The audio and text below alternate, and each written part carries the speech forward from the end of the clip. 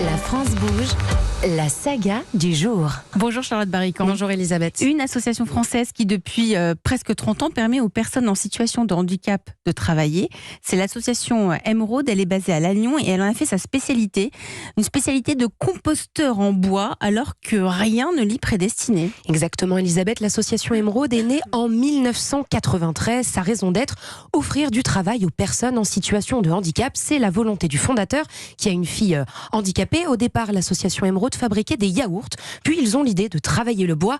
Mais tout ne s'est pas passé comme prévu, comme nous le raconte Christophe Roche-Congar, président de l'association Emeraude. L'association était confrontée à une problématique qui fabriquait des demi-coques de bateaux.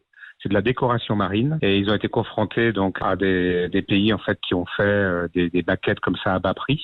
Et donc on a été obligé justement de se réorganiser et de trouver une nouvelle activité. Mais alors qu'est-ce qui les a fait partir sur les composteurs, Charlotte ? Eh bien c'est une demande de la collectivité de Lannion, c'est là qu'est basée l'entreprise. Il fallait trouver une solution pour trier les déchets de la ville. Emeraude a répondu à un appel à projet, mais faire des composteurs, Elisabeth, ce n'est pas une chose si simple.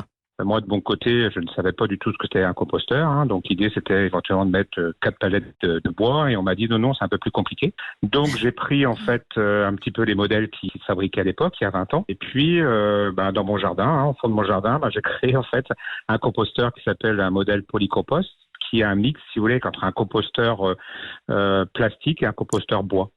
Donc, les avantages du plastique dans son montage et puis l'esthétique du bois. Dans un jardin où c'est plutôt plus sympa qu'un composteur plastique qui se rapproche plus d'une poubelle. Alors 3000 composteurs en bois pour se lancer seulement à Lannion dans un premier temps avec du bois de la région. Mais il y a de plus en plus de demandes, d'abord sur toute la région Bretagne et ensuite sur toute la France. Aujourd'hui, l'association fabrique 60 000 composteurs en bois par an et en vend à plus de 600 collectivités. Elisabeth. Et la particularité des composteurs Emeraude, c'est qu'ils sont entièrement fabriqués par des travailleurs en situation de handicap. Oui, en tout, ce sont presque 50 salariés atteints d'un handicap. Ils sont formés par des tuteurs et apprennent un métier qu'ils ne connaissent pas du tout. Et c'est ça, la clé du succès de cette association. Les salariés qui rentrent chez nous sont pas du tout forcément menuisiers ou ébénistes. Ils sont valorisés en fabriquant un petit composteur qui part aussi bien à Marseille qu'à...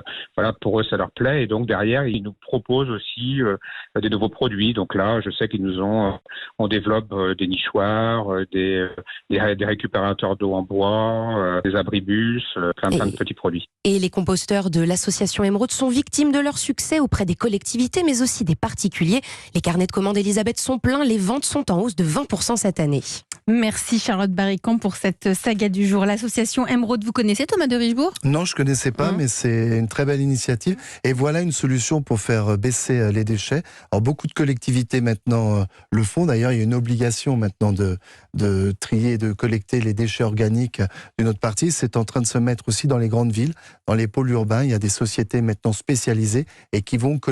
Demain, même chez nous, on devra avoir une autre poubelle. On va en avoir combien alors ? On va en avoir une de plus en tout cas pour tous ces déchets organiques qui vont partir dans une filière spécifique. En tout cas, c'est très bien de l'avoir chez soi, dans son jardin, de faire soi-même son petit compost. Je trouve que c'est une très bonne idée. Tout devient tri, tout devient recyclage. Et c'est ça qu'on a retenu avec vous, Thomas de Richebourg. Vous êtes le président de Richebourg Environnement. C'est déjà la fin de votre émission. Ça passe toujours trop vite. Trop vite. Toujours trop vite. Merci à Antoine Di Tommaso, cofondateur de Cyclope, et Agathe Rousseau, cofondatrice d'Écollant. Merci à vous. Des parcours de vie, des entrepreneurs, des idées, de l'audace, de l'insouciance aussi. Ce sont tous les ingrédients pour se lancer dans cette folle aventure de l'entrepreneuriat. À demain pour une nouvelle France Bouge.